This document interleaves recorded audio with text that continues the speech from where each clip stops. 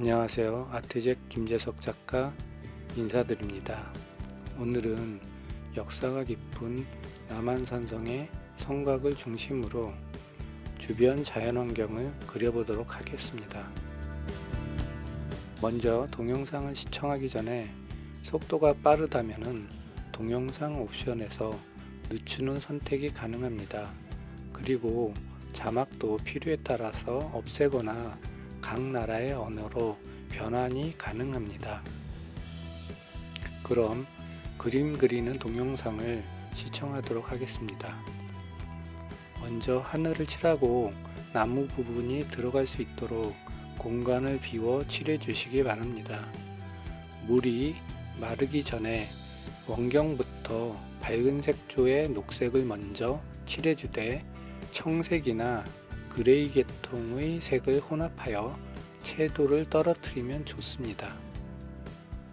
그리고 물이 마르면 경계면이 번지지 않으므로 밝은 톤과 어두운 톤을 동시에 그려주세요. 저렇게 물이 마르게 되면 연한 색이나 물을 발라 부드럽게 처리해 주시기 바랍니다. 그러나 중경과 긍경으로 들어올 때 물이 말라도 묘사를 진행해 주세요. 중경과 긍경은 경계면이 퍼지지 않아도 좋습니다. 오히려 물을 적게 써서 갈피를 이용해서 좀 더 앞쪽으로 진출되는 그런 효과를 노리기 때문에 물이 적어도 좋습니다.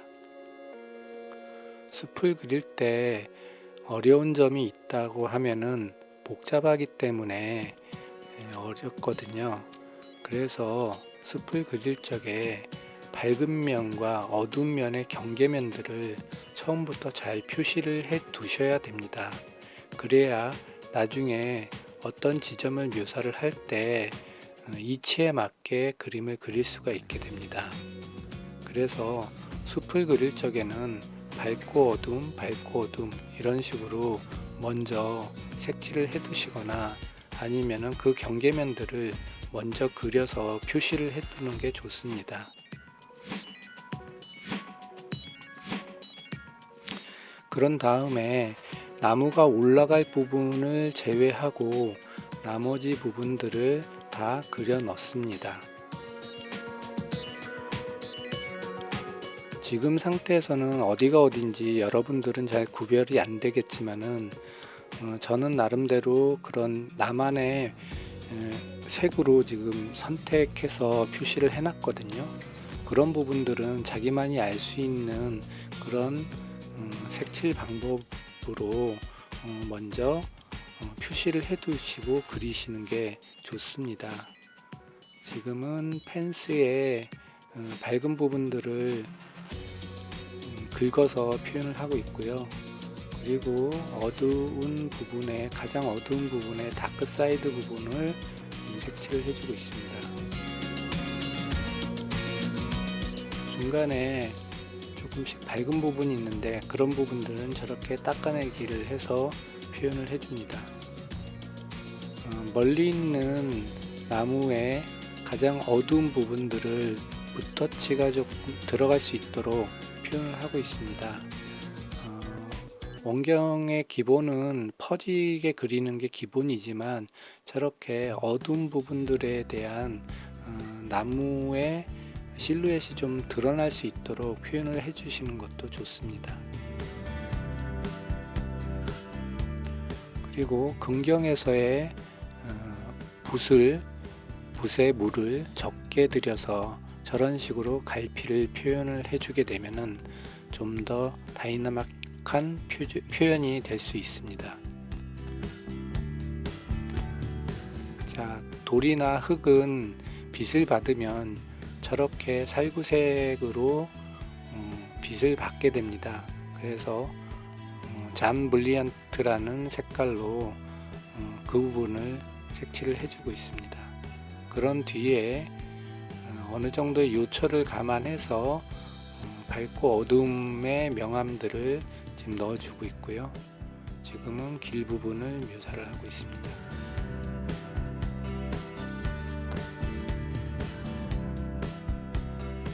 길 위에 그림자가 많이 드리워져 있습니다. 그래서 길이 그렇게 밝지는 않습니다. 가장 밝은 부분들은 성곽에 가장 돌출되어 나온 부분들이 밝기 때문에요. 그 부분은 경계면으로 조그맣게 남겨 놓습니다.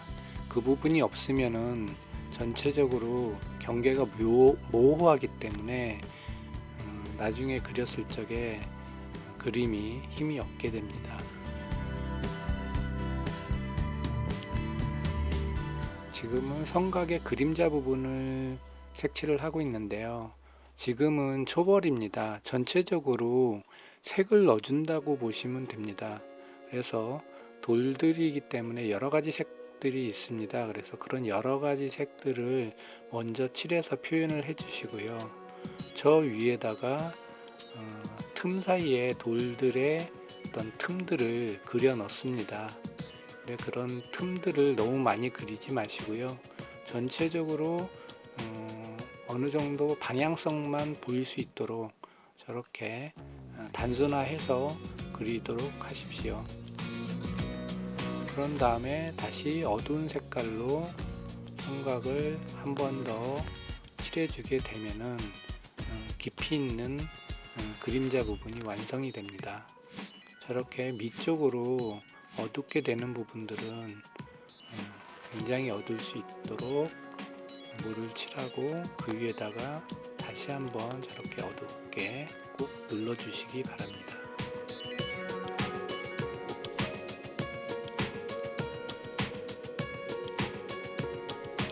자, 이제는 성곽의 가장 앞쪽으로 보이는 부분을 그리고 있습니다. 돌들의 거칠거칠한 면들을 상상을 해서 그려주시기 바랍니다. 돌에 거칠거칠하고 이끼가 어느 정도 껴있는 그런 형태를 나름대로 붓의 갈피를 이용해서 그릴 것입니다. 이렇게 선으로 해서 미리 돌들의 틈새들을 그려줍니다.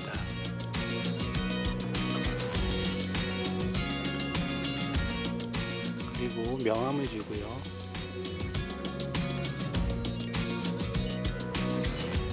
그리고 강조를 해줍니다. 저렇게 그림자 부분들을 강조를 해주시면은 좀 더 다이나믹한 그런 그림을 그릴 수 있고요. 그리고 앞쪽으로 나오는 어떤 그런 부분에서의 선을 쓰는 부분들이 상당히 거칠거칠하게 이제 들어가게 될 것입니다. 멀리 있는 나무의 줄기 부분을 표현하고 있습니다. 아주 여리게 표현을 하고 있습니다. 점차적으로 앞쪽의 나무를 묘사를 할 때 점점 색깔이 진해짐을 알 수 있을 것입니다. 나무의 절기 부분도 저렇게 표현을 잘 해주시기 바랍니다. 나무 절기를 잘 그리는 방법에 대해서는 나중에 한번 강의를 계획을 한번 하고 있습니다. 그때 좀 더 자세히 말씀드리겠고요.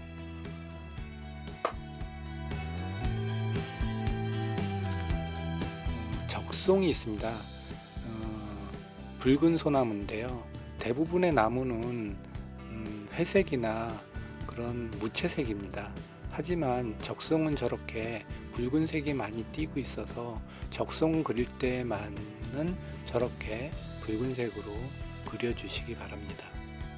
대부분의 나무는 그러나 회색입니다.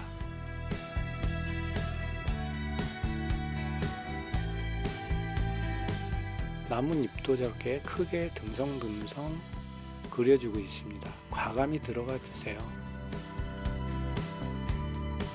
그리고 나무가 너무 짙푸르게 있으면은 지루해 보이기 때문에 중간에 저렇게 청색도 양념으로 넣어 주시면은 좋습니다.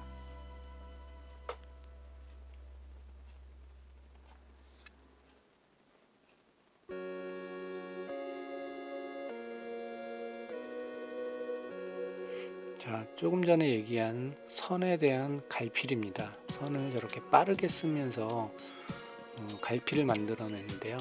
그게 앞쪽에서 쓰이기 때문에 괜찮아 보이고요. 뒤쪽에서는 절대로 저런 갈피를 사용하지 말아 주시기 바랍니다. 네, 성곽에 들여진 그림자를 그리고 있습니다. 이렇게 하면 거의 완성이 다 됐는데요. 여러분 어떻게 보셨나요? 다음 시간에 뵐 수 있도록 건강하고 활기차게 지내시기 바랍니다. 그러면 다음 주에 뵙겠습니다. 감사합니다.